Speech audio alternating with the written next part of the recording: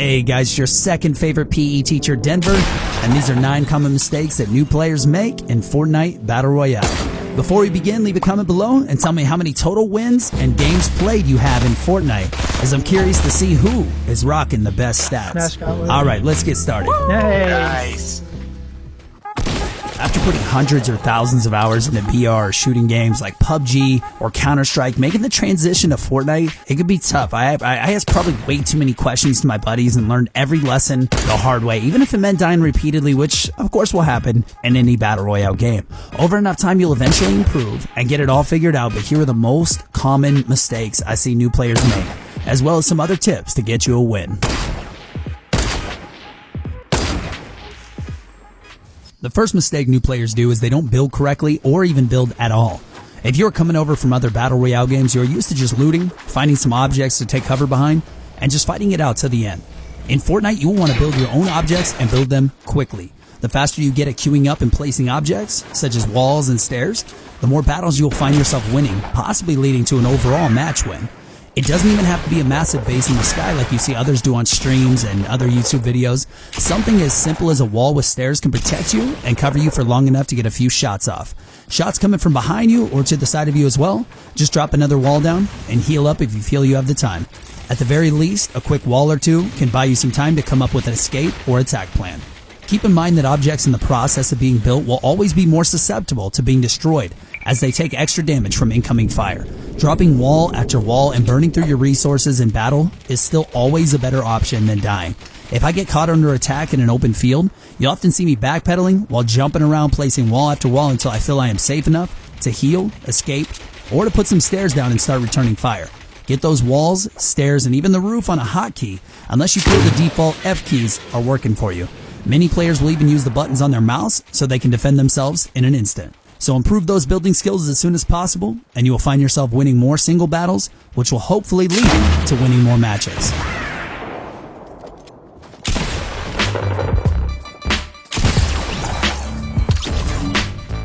The second mistake I see new players make is slow or poor looting.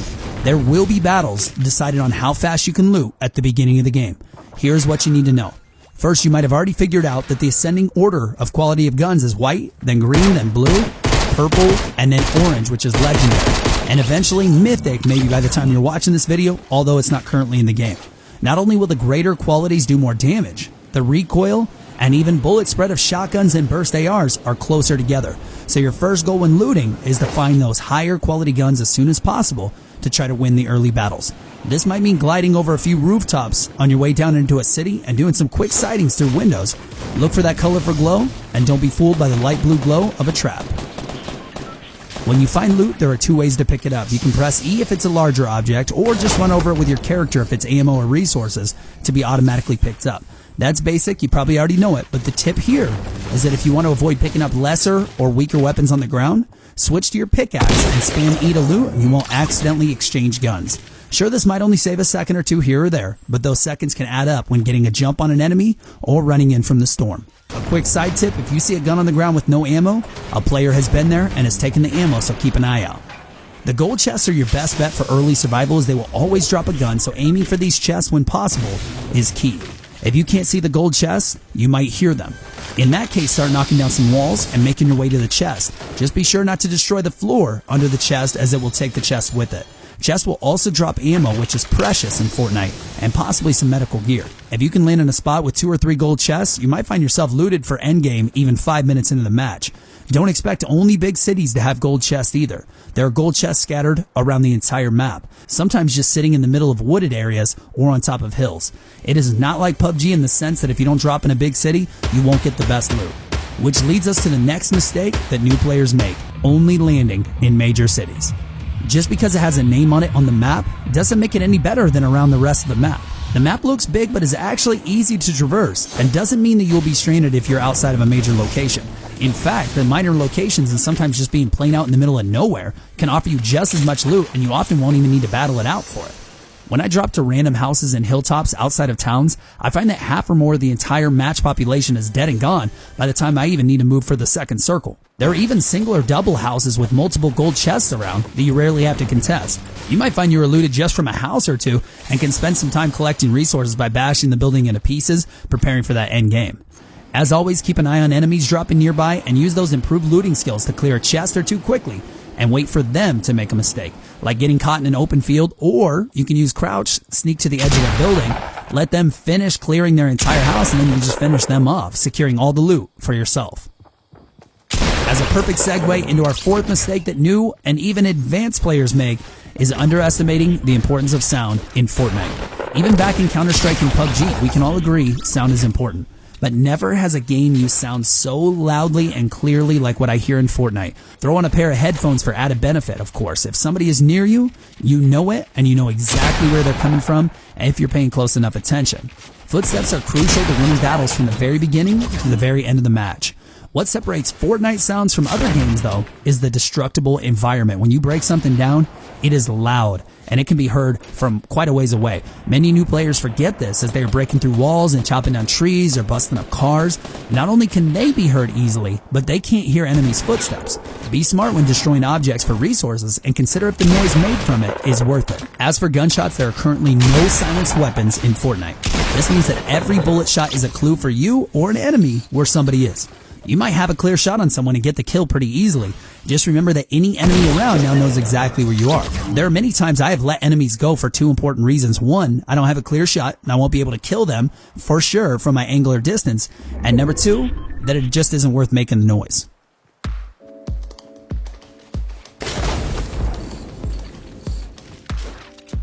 And as an even more perfect segue into mistake number 5, new players overvalue being on the offensive.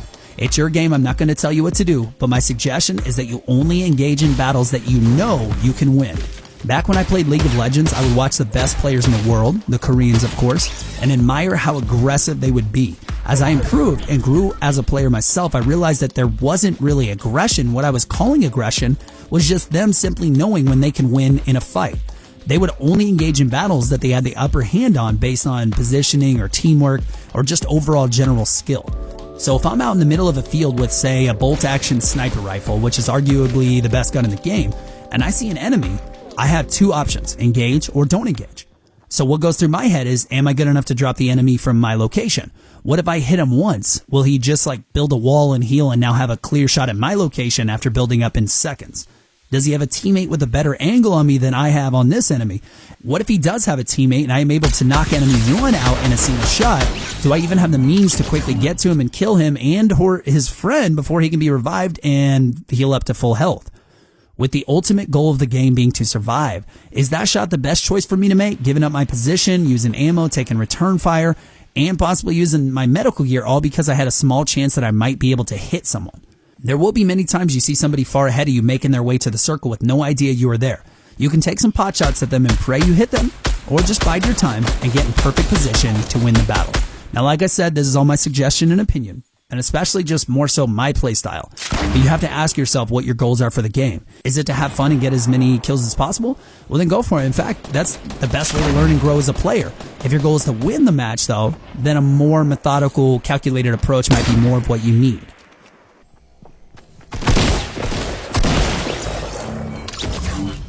The next mistake new players make is leaving an obvious trail behind, inviting enemies to possibly follow them and probably eventually kill them. This might be stairs, guns or ammo dropped in random spots, destroyed walls or rooftops or flat panels built across hilly terrain. Unlike PUBG, you can't look behind yourself easily in this game, and it's your weakest angle to be shot from considering many players run in a straight line. When I'm in the middle of nowhere and I see some stairs built, I can assume the exact direction the team headed, which is from whatever was built, broken, or left behind to the closest edge of the circle. 90% of the time, this is successful for me and gives me great positioning on a kill or two. So be aware of the trail you are leaving behind. You won't always have time to break objects you build, but at least consider closing doors and dropping unwanted items in a hidden location. At the very least, take a peek behind you as it's worth the extra second or two.